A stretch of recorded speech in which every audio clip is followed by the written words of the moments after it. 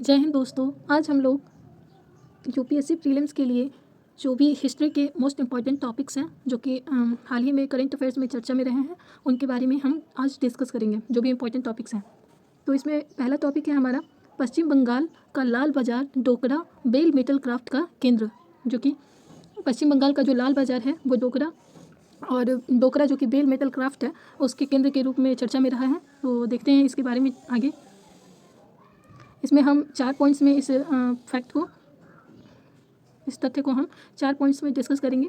पहला है चर्चा में आखिर ये डोकरा जो बेल मेटल क्राफ्ट है ये क्यों है, और सेकंड है हमारा डोकरा बेल मेटल क्राफ्ट आखिर है क्या और क्या है जीआई टैग, एंड इस पर रिलेटेड एक प्रश्न को हम डिस्कस करेंगे।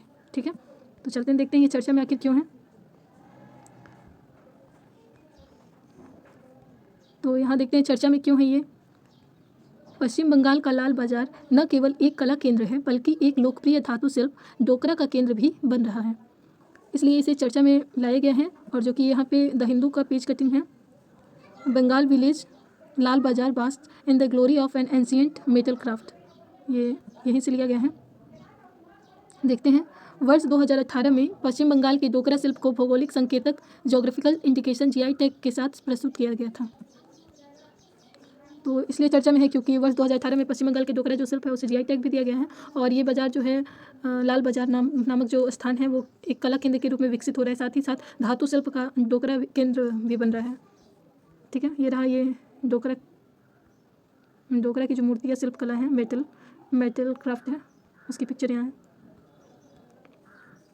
आगे देखते हैं कि आखिर ये जीआई टैग क्या होता है, क्या है जीआई टैग। देखते हैं, भौगोलिक संकेतक जोग्राफिकल इंडिकेशन का इस्तेमाल ऐसे उत्पादों के लिए किया जाता है जिनका एक विशिष्ट भौगोलिक मूल क्षेत्र होता है। मतलब कि किसी मेन विशेष क्षेत्र पर ही अगर कोई विशेष प्रकार के उत्पाद पाया जाता है तो उसे हम भौगोलिक संकेतक के रूप में जानते हैं। इन उत्पादों की विशिष्ट विशेषता एवं प्रतिष्ठा मूल क्षेत्र के कारण होती है, वो स्पेसिफिक किसी प्लेस पर उगाया जाता है इसी वजह से, या फिर पाया जाता है इसी वजह से इसे जीआई टैग से सम्मानित किया जाता है या प्रदान किया जाता है।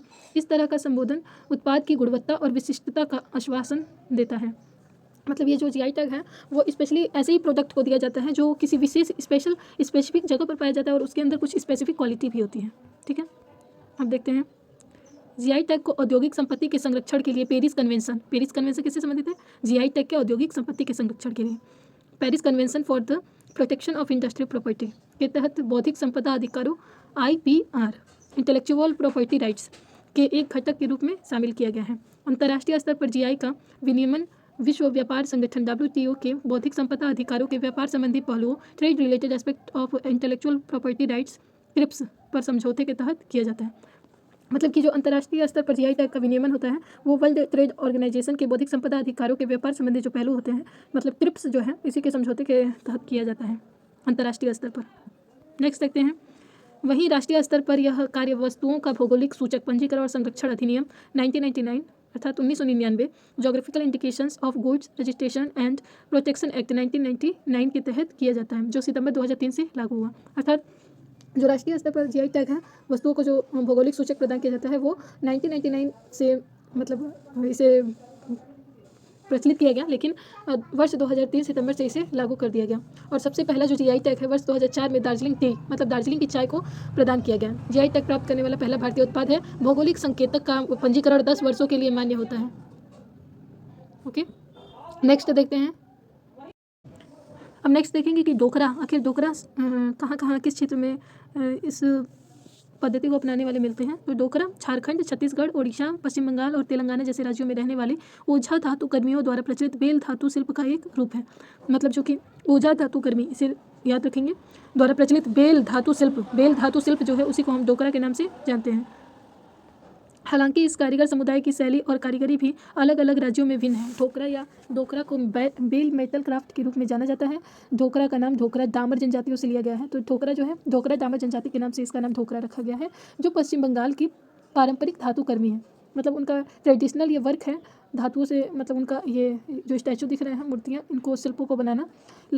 इसका निर्माण जो है लास्ट वैक्स कास्टिंग की उनकी तकनीक का नाम उनकी जनजाति के नाम पर डोकरा धातु की ढलाई रखा गया है। लास्ट वैक्स कास्टिंग क्या होता है, तो जैसे इंडस वैली सिविलाइजेशन में मोम ऐसे एक स्ट्रक्चर बना करके और इसके अंदर मिट्टी का स्ट्रक्चर बना के इसके अंदर क्या किया जाता है, मोम को भर दिया जाता है। उसके बाद मोम को पिघला करके बाहर निकाल दिया जाता है और इसके अंदर ये जो मेटल होता है इसको अंदर डाल करके फिर उसके बाद ऊपर से मिट्टी सूख जाने के बाद भी हटा दिया जाता है। तो इस पद्धति को हम लास्ट वैक्स कास्टिंग के नाम से जानते हैं। अब देखते हैं यहाँ लिखा हुआ है डोकरा कलाकृति पीतल की है। ये किसकी है स्पेशली, ये जो कलाकृति दिख रही है, राइट, पीतल की, और इस मायने में अनूठी है कि इन टुकड़ों में कोई जोड़ नहीं होता है, इन टुकड़ों में कोई भी जोड़ नहीं होता है। यह तकनीक लास्ट वैक्स कास्टिंग और धातु शोधन का संयोजन है जिसमें सांचे का उपयोग केवल एक बार किया जाता है और निर्माण के बाद तोड़ दिया जाता है।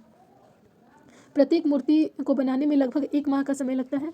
मोहनजोदड़ो हड़प्पा सभ्यता की नृत्यांगना सबसे पुरानी ठोकरा कलाकृति में से एक है जिसे अब जाना जाता है। मतलब जो मोहनजोदड़ो की हड़प्पा सभ्यता जो है उसकी जो नृत्यांगना का हमें स्टैचू देखने को मिलता है वो भी इसी कलाकृति का उदाहरण है।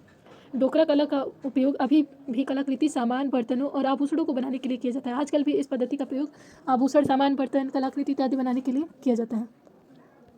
अब इस पर आधारित एक प्रश्न देखते हैं जिसका आंसर आप लोग कमेंट सेक्शन में जरूर देंगे। ओके, डोकरा कलाकृति पीतल की है। यह तकनीक लास्ट वैक्स कास्टिंग और धातु शोधन का संयोजन है।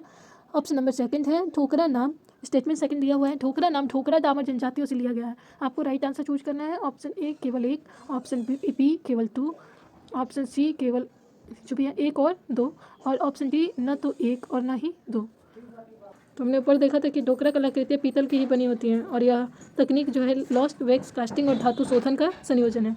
डोकरा नाम जो है डोकरा दामर जनजातियों से लिया गया है, इसलिए ऑप्शन ए 1 और 2 दोनों सही है, इसलिए ऑप्शन सी सही आंसर होगा हमारा 1 और 2।